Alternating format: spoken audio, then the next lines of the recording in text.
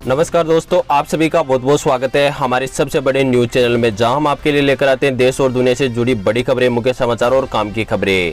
सभी खबरों को विस्तार से जानने के लिए आप वीडियो को शुरू से लेकर आखिर तक जरूर देखिए। साथ ही हमारे यूट्यूब चैनल को सब्सक्राइब करके पास वाले बेल आइकन को जरूर दबाइए, ताकि आपको ऐसी महत्वपूर्ण खबरें समय समय पर और रोजाना मिलती रहे। तो चलिए दोस्तों, इसके साथ ही आपको देश में फैली कोरोना वायरस महामारी के ताजा आंकड़ों के बारे में सबसे पहले बता देते हैं। ब्राजील को पिछाड़कर भारत दुनिया का दूसरा सबसे ज्यादा कोरोना वायरस संक्रमित मरीजों वाला देश बन गया है। यहाँ पर 42 लाख से ज्यादा केस अब तक सामने आ चुके हैं। देश में पिछले 24 घंटों में रिकॉर्ड तोड़ 90,802 नए मामले सामने आए हैं, जबकि पिछले 24 घंटों में कोरोना वायरस की वजह से 1016 लोगों की जान चली गई है। दुनिया में अब तक कोरोना वायरस के सबसे ज्यादा संक्रमण के मामले अमेरिका में सामने आए हैं। उसके बाद में भारत दूसरे स्थान पर कोरोना वायरस के मामले में पहुंच चुका है, और अब तक भारत में जो कोरोना वायरस से मरने वालों की कुल संख्या है वह 71,642 के पार पहुंच चुकी है, और 32,50,000 मरीज कोरोना वायरस के ठीक होकर घर भी जा चुके हैं, जो कि हमारे देश के लिए खुशी की खबर है। इसी के साथ ही चलते हैं अगली बड़ी खबर की तरफ। भारत और चीन के बीच में जो सीमा पर तनाव चल रहा है वो बढ़ गया है। चीन ने सीमा के पास गोला बारूद तैनात किए और कई टैंक मिले, जिसके बाद में चीन की तरफ से युद्ध का संकेत दिया जा रहा है। भारत और चीन के बीच में जो सीमा विवाद है वो लगातार काफी समय से चल रहा है। इसके बाद में दोनों देशों के बीच में जो समझौते को लेकर बातचीत चल रही थी वह भी विफल हो चुकी है, असफल हो चुकी है, और इसके बाद में जो चीनी सेना है वो अपनी चालाक हरकतों से बाज नहीं आ रहा है, और लगातार सीमा के पास अत्यधिक मात्रा में गोला बारूद, युद्धक हेलीकॉप्टर, साथ ही कई मिसाइलें भी तैनात कर रहा है, जिसके बाद में वह भारत पर हमला कर सके। साथ ही जो चीन सेना वो लगातार भारतीय सीमा में घुसने की कोशिश कर रहे हैं, घुसपैठ करने की कोशिश की है, लेकिन जो भारतीय सेना है वह भी अलर्ट मोड पर है, इसलिए लगातार करारा जवाब चीन सेना को मिल रहा है। पिछले दिनों में 3-4 बार चीनी सेना ने घुसपैठ करने की कोशिश की, लेकिन जैसे भारत की तरफ से करारा जवाब मिला तो उन्हें अपनी सीमा में वापस लौटना पड़ा। साथ ही जो भारतीय सेना है वह भी अपनी ऊंची चोटियों पर कई युद्धक हेलीकॉप्टर, साथ ही मिसाइलें, गोला बारूद और कई युद्धक हेलीकॉप्टर तैनात कर चुकी है, जिसके बाद में अगर चीन की तरफ से कोई भी हमला होता है तो उसका मुंह तोड़ जवाब दिया जा सके। दोस्तों, आपको क्या लगता है, क्या ये जो विवाद चल रहा है ये बातचीत से सुलझ जाएगा या फिर एक दिन युद्ध की स्थिति पैदा हो सकती है? आप हमें नीचे कमेंट करके जरूर बताएगा। इसी के साथ ही चलते हैं अगली बड़ी खबर की तरफ। हो जाइए सावधान, खांसने और छींकने से नहीं, इस चीज से भी फैलता है कोरोना वायरस। कई वैज्ञानिकों ने किया चौंकाने वाला खुलासा। कोरोना वायरस का जो खैर है वो लगातार दुनिया भर में जारी है। इसी बीच कोरोना वायरस को लेकर रोज नए नए खुलासे सामने आ रहे हैं। अब बताया जा रहा है कि कोरोना वायरस एयरबर्न यानी हवा के जरिए फैलता है। यह दुनिया भर के सैकड़ों वैज्ञानिकों ने अपने रिसर्च में बात सबके सामने रखी है। 32 देशों के 239 वैज्ञानिकों ने पाया कि कोरोना वायरस के छोटे छोटे कण हवा में जिंदा रहते हैं और लोगों को संक्रमित करते हैं। इससे पहले विश्व स्वास्थ्य संगठन WHO ने कहा था कि वायरस के हवा में फैलने का कोई भी खतरा नहीं है। WHO का कहना है कि यह वायरस थूक के कणों से फैलता है। यह कण खप, छींक या बोलते समय व्यक्ति के शरीर से बाहर निकलते हैं और दूसरे व्यक्ति के शरीर में प्रवेश कर जाते हैं, जिसके कारण दूसरे स्वस्थ व्यक्ति को भी संक्रमित कर देते हैं। लेकिन जो अलग वैज्ञानिक है उन्होंने दावा किया है कि यह वायरस हवा के जरिए फैलता है। दोस्तों, आपका इसके बारे में क्या कहना है? क्या ये वायरस वाकई हवा के जरिए फैलता है या वैज्ञानिक यह गलत दावा कर रहे हैं? इसी के साथ ही चलते हैं अगली बड़ी खबर की तरफ। स्टेशनों पर यात्रियों की कोरोना जांच शुरू, रिपोर्ट आने के बाद में कर सकेंगे सफर।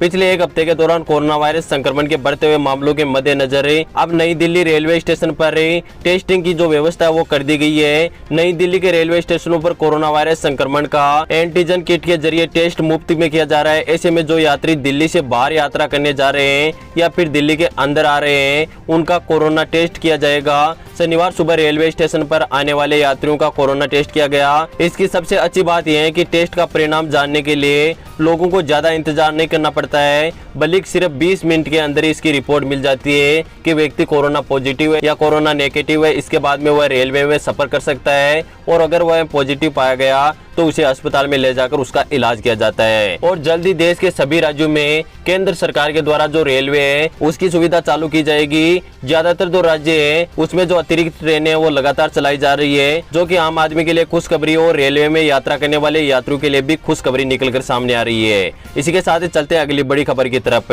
कबाड़ में जाएगी आपकी पुरानी गाड़ी। मोदी सरकार ला रही है नई पॉलिसी। अगर आपकी गाड़ी पुरानी हो चुकी है तो उसे कबाड़ में भेज दिया जाएगा। इसके लिए केंद्र सरकार जल्दी एक नीति लेकर आ रही है। बता दें कि लंबे समय से इस नीति पर बात चल रही है। हालांकि अब केंद्रीय मंत्री प्रकाश जावड़ेकर ने कहा है कि यह नीति जल्दी लागू होगी। जावड़ेकर ने कहा कि बताया जा रहा है कि वाहनों की कबाड़ नीति का प्रस्ताव तैयार हो चुका है और सभी संबंधित पक्षों की राय भी इसमें ली गई है। इससे पहले केंद्रीय मंत्री नितिन गडकरी ने बताया था कि सरकार पुराने वाहनों को कबाड़ में बदलने की नीति ला रही है। इसके तहत अगर आपके पास 20 साल से पुरानी गाड़ी है तो उसको कबाड़ के रूप में घोषित किया जाएगा और जो भी पुरानी गाड़ी है उसे कबाड़ के रूप में बदला जाएगा। उसका कोई भी उपयोग नहीं किया जाएगा, क्योंकि जो पुरानी गाड़ियां होती है वो प्रदूषण अधिक फैलाती है, जिससे कि हमारा वातावरण दूषित होता है। और अभी कोरोना वायरस के चलते लॉकडाउन लगा, इसकी वजह से थोड़ा वातावरण ठीक हुआ था, लेकिन जो गाड़ियों की संख्या वो बहुत ही ज्यादा है भारत में और इसकी वजह से आए दिन जो वातावरण है वो दूषित होते जा रहा है। इसको मद्देनजर रखते हुए जो पुरानी गाड़ियां जो प्रदूषण अधिक फैलाती है उन सभी को कबाड़ में धकेला जाएगा।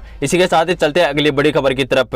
निकली है बम पर भर्ती, 10वीं 12वीं पास लोगों के लिए सरकारी भर्ती, जानिए कैसे करे आवेदन। सशस्त्र सीमा बल भर्ती एसएसबी भर्ती 2020 विभिन्न पदों के लिए 1522 रिक्त आवेदनों को आमंत्रित करने के लिए सरकार के द्वारा भर्ती निकाली गई है। अगर आप भी एसएसबी में नौकरी करना चाहते हो तो आप ऑनलाइन आवेदन कर सकते हो। अगर आप 12वीं पास हो या 10वीं पास हो, किसी भी मान्यता बोर्ड से अगर 10वीं या 12वीं पास हो तो आप इसकी आधिकारिक वेबसाइट ssb.nic.in पर जाकर आवेदन कर सकते हो। आवेदन करने की जो अंतिम तिथि है वो 27 सितंबर 2020 है। इससे पहले जो भी 10वीं और 12वीं पास के जो विद्यार्थी है, जो भी व्यक्ति है जो इसमें नौकरी करना चाहता है एसएसबी में, वह ऑनलाइन आवेदन कर सकता है। ssb.nic.in पर जाकर ही ऑनलाइन आवेदन की प्रक्रिया पूरी कर सकता है और इसमें नौकरी पा सकता है। इसके साथ ही चलते हैं अगली बड़ी खबर की तरफ।